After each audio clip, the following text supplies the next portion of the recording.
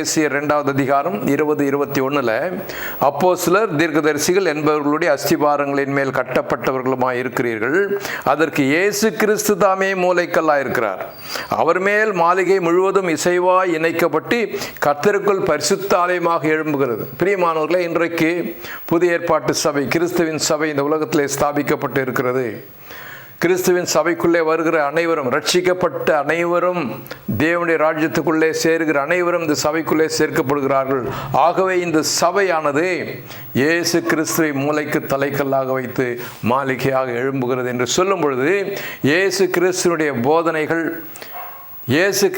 போதனைகள் மூலமாக அப்போஸ்தலர்களாக நியமிக்கப்பட்ட ஆதி அப்போஸ்தலர்கள் சொன்ன உபதேசம் இதுதான். இவற்றின் மேலே தான் சபை கட்டப்படுகிறது.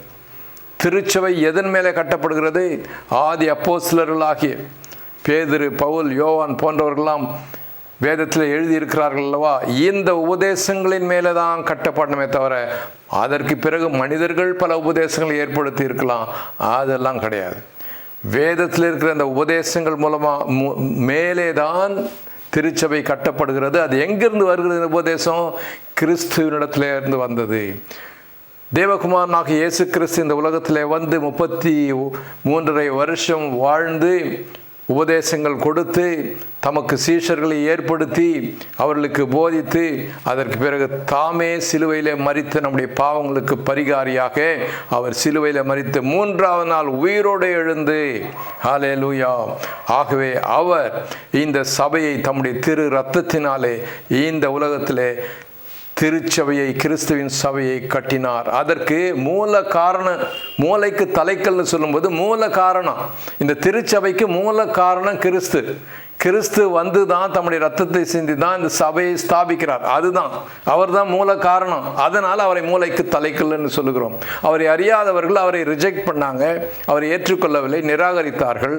ஆகவே ஏற்றுக்கொள்ளாதவர்கள், நிராகரித்தவர்கள் கையிலிருந்து அந்த தேவனுடைய ராஜ்யம் எடுக்கப்பட்டு ஏற்றுக்கொள்ளுகிறவர்களிடையே கொடுக்கப்பட்டு அவர்கள் தேவனுடைய பிள்ளைகளாகவும் அவருடைய ஊழியர்களாகவும் அப்போஸ்தலர்களாகவும் தொடர்ந்து இந்த மாளிகையாகிய திருச்சபை கட்டுகிறார்கள். அதிலே நாமும் கட்டப்பட்டு கொண்டிருக்கிறோம். ஆமேன், கர்த்தருக்கு ஸ்தோத்திரம். ஆகவே பிரியமானவர்களே, கிறிஸ்துவாகிய மூலைக்கல்லை நாம் விசுவாசிக்கும் பொழுது நாம் வெட்கப்பட்டு போவதில்லை.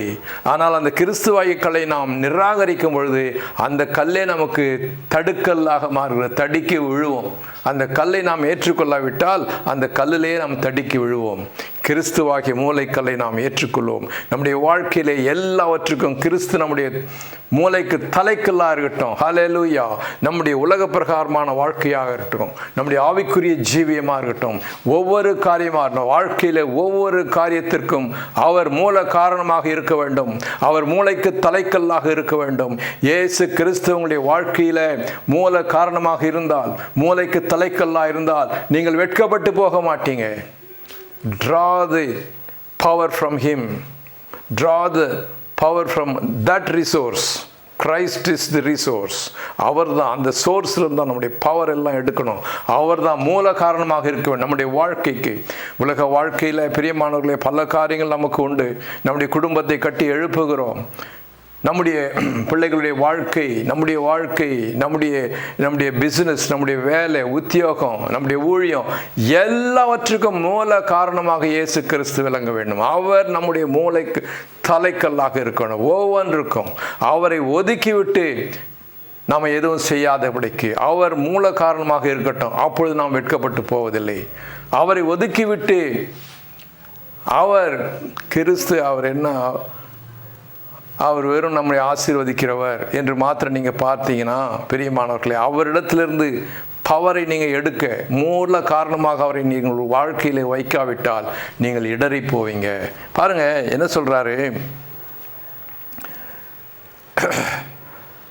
1 பேதுரு 2வது அதிகாரம் 6-7 வசனத்தில் 1 பேதுரு 2வது அதிகாரம் 6-7 வசனத்தில், அந்தபடியே இதோ தெரிந்து கொள்ளப்பட்டதும் விலையேற பெற்றதுமாயிருக்கிற மூலைக்கல்லை சீயோனில் வைக்கிறேன், அதன் மேல் விசுவாசமாயிருக்கிறவன் வெட்கப்படுவதில்லை என்று வேதத்திலே சொல்லியிருக்கிறது. இந்த மூலைக்கல்லாகிய இயேசு கிறிஸ்துவின் மேல் விசுவாசிக்கிறவன் வெட்கப்பட்டு போவதில்லை. ஆனால் ஆகையால் விசுவாசிக்கிற உங்களுக்கு அது விலையேற பெற்றது, கீழ்ப்படியாதிருக்கிறவர்களுக்கோ வீட்டை கட்டுகிறவர்களால் தள்ளப்பட்ட பிரதான மூலைக்கல்லாகிய அந்த கல் இடறுகிறதற்கு ஏதுவான கல்லும் விழுகிறதற்கு ஏதுவான கண்மலையுமாயிற்று. அந்த கல்லை நாம் விசுவாசிக்கும் பொழுது நாம் வெட்கப்பட்டு போவதில்லை. ஆனால் அதை நாம் விசுவாசிக்காமல், அதை நாம் ஏற்றுக்கொள்ளாமல் அதை தள்ளிவிட்டோமானால் அந்த கல்லிலேயே நாம் இடறி விழுவோம் என்று வேதம் சொல்கிறது. சரி பிரியமானவர்களே, ஆகவே இந்த நாளிலே நாம் இந்த காரியங்களை தியானிக்கும் பொழுது ஒரு காரியத்தை நாம் தெரிந்து கொள்ள, நம்முடைய வாழ்க்கையின் எல்லா காரியத்திலும் கூட நம்முடைய மாம்சபலம், நம்முடைய சுய ஞானம் இதிலே நாம் சாராதபடிக்கு கிறிஸ்துவை சார்ந்திருப்போம். கிறிஸ்து மூல காரணமாக இருந்து, கிறிஸ்துவே நம்முடைய எல்லாவற்றுக்கும் மூளைக்கு தலைக்கல்லாக இருந்து அவரிடத்திலிருந்து நாம் பலனை பெற்றுக்கொள்வோம். ஆகவே இங்கே சொல்கிறாரு 1 கொரிந்தியர் முதல் அதிகாரம் 29 31 வரைக்கும் நாம் வாசிக்கும் பொழுது 1 கொரிந்தியர் 1:29 31 மாம்சமான எவனும் தேவனுக்கு முன்பாக பெருமை பாராட்டாதபடிக்கு அப்படி செய்தார். அந்தபடி நீங்கள் அவராலே கிறிஸ்து இயேசுவுக்கு உட்பட்டு இருக்கிறீர்கள். எழுதியிருக்கிறபடி மேன்மை பாராட்டுகிறவன் கர்த்தரை குறித்தே மேன்மை பாராட்டத்தக்கதாக அவராலே தேவனால் நமக்கு ஞானமும் நீதியும் பரிசுத்தமும் மீட்புமானார். இயேசு கிறிஸ்துவின் மூலமாகத்தான் நமக்கு அந்த தேவ ஞானம் கிடைக்கும். அவர் மூலமாகத்தான் நமக்கு சரீர மீட்பும் ஆத்தும மீட்பும் கிடைக்கும். பாவத்திலிருந்து விடுதலை கிடைக்கும். இயேசு கிறிஸ்துவின் மூலமாகத்தான் பாவ மன்னிப்பு கிடைக்கும், மீட்பு கிடைக்கும். அது மாத்திரமல்ல, இந்த உலக வாழ்க்கைக்கு வேண்டிய தேவ ஞானம் அவராலே கிடைக்கிறது. ஆகவே நம்முடைய சொந்த மாம்சத்தின் பலத்தினாலும் நம்முடைய சுய ஞானத்தினாலும் நாம் பெருமை பாராட்டாதபடிக்கு கர்த்தரால் பெருமை பாராட்டுவோம். அவர் தான் மூல காரணம், மூளைக்கு தலைக்கள். அவர் நமக்கு ஞானத்தை கொடுக்கிறவர், அவரே நமக்கு தேவ பலனாக இருக்கிறவர். அல்லேலூயா, ஸ்தோத்திரம். ஆகவே பிரியமானவர்களே, ஒரு விசேஷித்த காரியத்தை வேதத்தில் நாம் வாசிக்கிறோம். இஸ்ரவேல் மக்கள் மத்தியிலே இயேசு தோன்றினார், யூதனாக தோன்றினார். தோன்றிய பொழுது தேவனுடைய ராஜ்யத்தை குறித்து பிரசங்கித்தார். ஆனால் அந்த மக்களோ அவரை நிராகரித்தார்கள், தெரியவில்லை, நிராகரித்தார்கள். ஆனால் ஒரு நாள் வரும் பிரியமானவர்களே, அவர்கள் நிராகரித்த பொழுது அவர்களிடத்திலிருந்து தேவனுடைய ராஜ்யம் எடுத்து புறஜாதிகளாகிய நமக்கு கொடுக்கப்பட்டது. உலகத்தில் இருக்கிற அத்தனை ஜாதிகளும் இயேசு கிறிஸ்துவை ஏற்றுக்கொண்டு அவருடைய சபையில் அங்கத்தினர்களாக, தேவபுத்திரர்களாக தேவனுடைய ராஜ்யத்தை இன்றைக்கு கட்டி கொண்டு இருக்கிறோம். ஆனால் ஒரு காரியம் வேதம் சொல்கிறது, ஒரு நாள் வரும், அந்த இஸ்ரவேல் மக்களும் சரி, புறஜாதியாக இருக்கிற மற்ற மக்களாகிய நாமும் சரி, 2 பேரையும் ஒன்றாக சேர்க்க போகிறார். 2 பேரையும் ஒன்றாக சேர்த்து தம்முடைய மாளிகை தேவனுடைய ராஜ்யத்தை கட்டப் போகிறார். ஆகவே கொஞ்ச காலம் இப்படி இருக்கும். ஆனாலும் அவரை ஏற்றுக்கொள்ளாதவர்கள் கூட ஏற்றுக்கொள்வார்கள். அவர் தம்முடைய சொந்த ஜனத்தாலே ஏற்றுக்கொள்ளப்படாதிருந்தார்கள், அவர்களும் அவரை ஏற்றுக்கொள்வார்கள். அந்த காலம் வரும். அந்த காலத்தில் இருதிறத்தாரையும் ஒன்று சேர்ப்பார். தாம் பிறந்த யூத குலமாகிய இஸ்ரவேல் மக்களையும் இஸ்ரவேலர் அல்லாத மற்ற புறஜாதி மக்களையும் கூட ஒன்று சேர்த்து ஒரே ஜாதியாக, தேவ புத்திரர்களாக, தேவ ஜனமாக, தேவனுடைய ராஜ்யத்தின் பிரஜைகளாக நாம் எல்லாரையும் மாற்றுகிற ஒரு நாள் வரப்போகிறது. அல்லேலூயா. அதை குறித்து நாம் வாசிக்கும் பொழுது எபேசியர் 2வது அதிகாரம் 18வது வசனத்தில் வாசிக்கிறோம். அந்தபடியே நாம் இருதிறத்தாரும் ஒரே ஆவியினாலே பிதாவினிடத்தில் சேரும் ஸ்லாகியத்தை அவர் மூலமாக பெற்றுக்கொண்டிருக்கிறோம். இயேசு கிறிஸ்துவின் மூலமாக இஸ்ரவேலரானாலும் சரி, இந்தியர்களானாலும் சரி, கிரேக்கரானாலும் சரி, அமெரிக்கர்களானாலும் சரி, எல்லாரும் கூட்டப்பட்டு தேவனுடைய ராஜ்யத்தின் பிரஜைகளாக இயேசு கிறிஸ்துவின் மூலமாக கூட்டப்பட போகிறோம். இயேசு கிறிஸ்து சீக்கிரமாக வரப்போகிறார். ஒரு புதிய உலகத்தை ஆரம்பிக்க போகிறார். பழைய உலகம் எல்லாம் கழிந்து போகும். புதிய உலகம், புதிய ராஜ்யத்தில் எல்லாரையும் இணைத்து அவருடைய பிரஜைகளாக மாற்றிக்கொள்வார். ஆகவே இப்பொழுதே இயேசு கிறிஸ்துவை ஏற்றுக்கொள்ளுங்கள். இப்பொழுதே அவர் உங்களுக்கு வாழ்க்கையினுடைய மூல காரணமாக இருக்கட்டும். உங்களுடைய ரிலிஜியஸ் வாழ்க்கையின், ஆவிக்குரிய வாழ்க்கையினுடைய மூல காரணமாக, மூளைக்கு தலைக்கல்லாக இயேசு கிறிஸ்து இருக்கட்டும். இந்த உலக வாழ்க்கையில் இந்த பைபிள் சொல்கிற அவருடைய உபதேசங்களின்படி உங்களுடைய வாழ்க்கையை கட்டுங்க.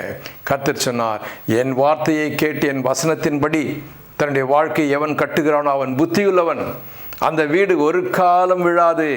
ஆனால் என்னுடைய வார்த்தையை நிராகரித்து தள்ளி வெறும் மணல் போன்ற அதாவது வெறும் மணல் போன்ற ஒரு அஸ்திவாரத்தில் ஒருவன் கட்டினானால் அந்த வீடு சீக்கிரமாக இடிந்து விழுந்துவிடும். பல பிரச்சனைகள், சோதனைகள் எல்லாம் வரும்பொழுது, இந்த உலகத்தினுடைய பலவிதமான பாவங்கள், இச்சைகள் வரும்பொழுது தாக்கி அந்த வீடு இடிந்து விழுந்துவிடும். ஆகவே இயேசு கிறிஸ்துவே நம்முடைய மூல காரணம் எல்லாவற்றுக்கும். அவரே நம்முடைய வாழ்க்கையினுடைய மூளைக்கு தலைகள், நம்முடைய வாழ்க்கையின்